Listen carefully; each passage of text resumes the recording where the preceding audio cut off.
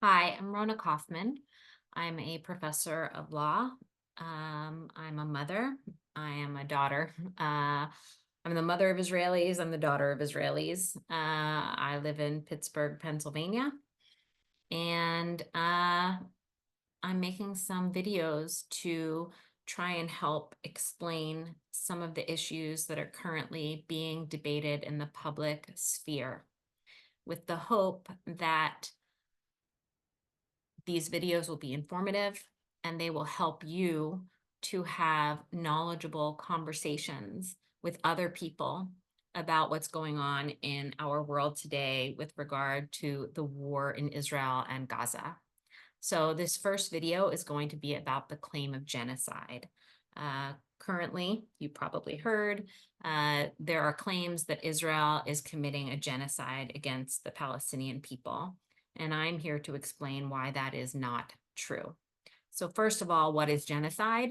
Genocide is a term that was actually coined by a Polish Jew after the Holocaust to explain the type of horror that took place during the Holocaust, or at least one aspect of it, which was the intention to annihilate a people and the actions taken to reach that goal.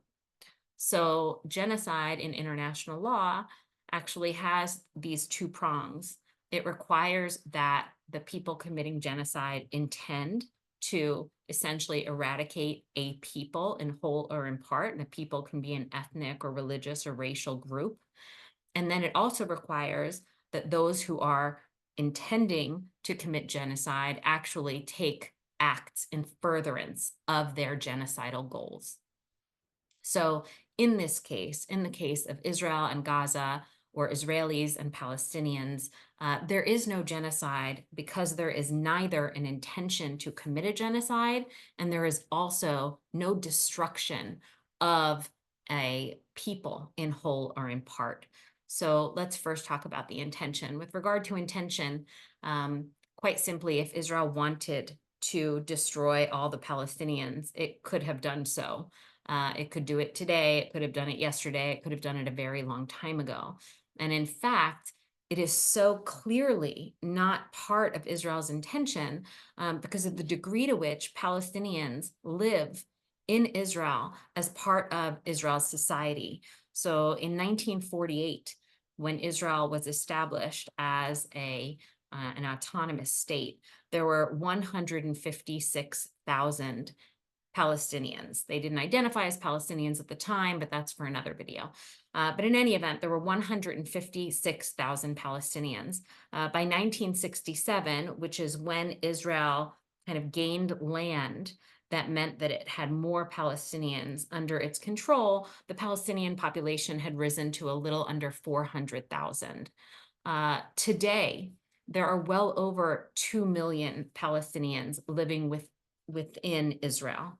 And so these are people who live as citizens in Israel, who participate in all aspects of society, who are lawyers and doctors, who in fact even serve on the Supreme Court, who have also served as members of Israel's parliament, and who live and who unfortunately also die in Israel's wars. And even in this war, where of course Palestinians also serve in the army, and Palestinians were also killed by Hamas on October 7th.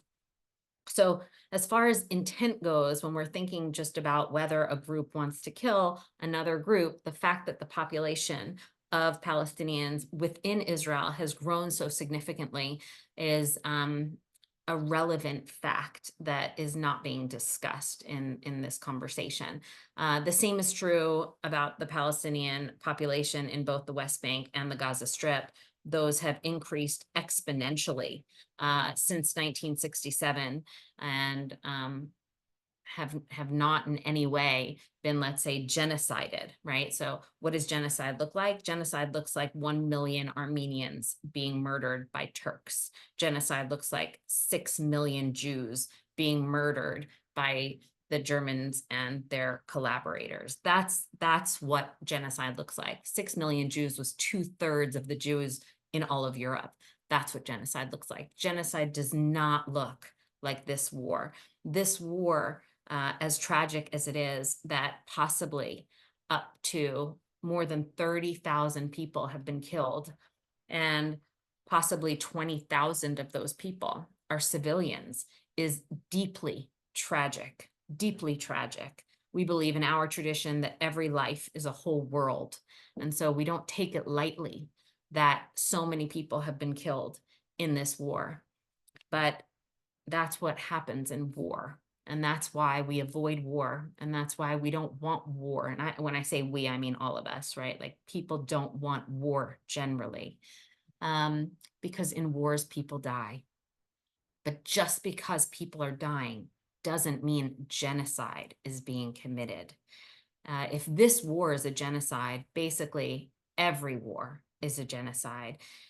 In this war, the civilian to combatant ratio when it comes to deaths is 2 to 1 if we take Hamas's numbers of how many have died to be true. So if it's true that over 30,000 have died, we know that approximately 10,000 of those deaths were Hamas soldiers, which means that for every one Hamas soldier that has been killed, 2 civilians have been killed. And that may sound like an unreasonable civilian to combatant ratio for someone who has never studied the civilian to combatant ratio of deaths in war. But in fact, in modern urban warfare, which is exactly what this is a modern urban war, the average civilian to combatant death ratio is 9 to 1, meaning 9 civilian deaths for every 1 combatant. That's average. That's not genocide. That's average. That's what we've seen over the last 50 years, and you can look up those numbers. They're reported by the United Nations. So that's what genocide looks like. This war, neither the intention on the part of Israel nor the actions taken in any way demonstrate genocide. So thanks for listening. I'll make some other videos on some other aspects of this war, and please watch. Thank you.